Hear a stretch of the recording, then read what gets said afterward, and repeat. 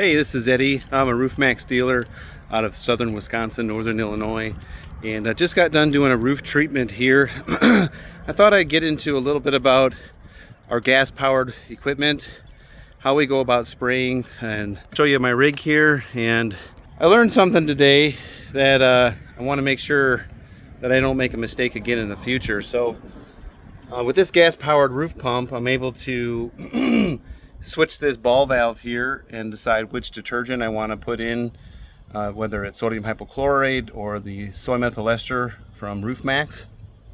And right now, when I let off the trigger on my gun, the solution that I have running through this mixing module goes through a 25-foot jumper hose over here. So this 25-foot hose allows for the solution to circulate so that it doesn't build up too much pressure until I pull the trigger again.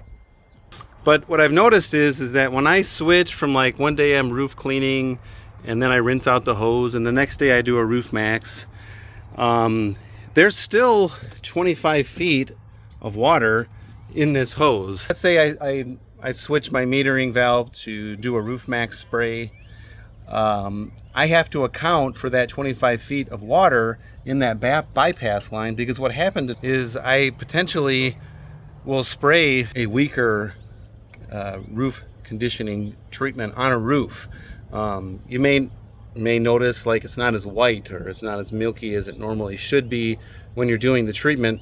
So just being mindful of that when you're flushing out your hoses. Allow for the Roof Maxx treatment to completely flood that 25-foot bypass line before you get up on the roof and start spraying, because sometimes you're going to let off the trigger. And I got this equipment from Midwest Washing Equipment.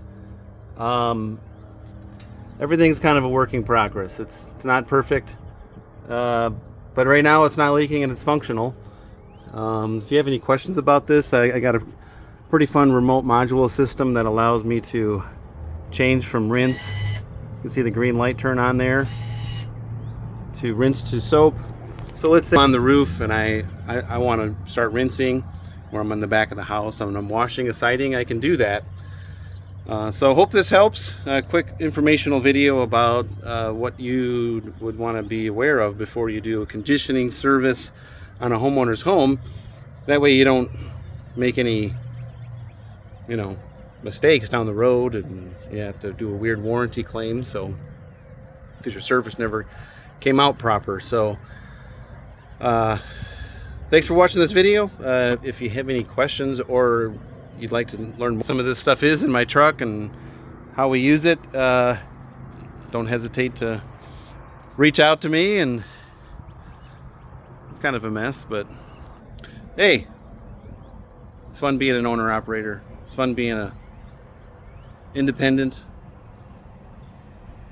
You don't have to be relying on working for another corporation with their own agenda.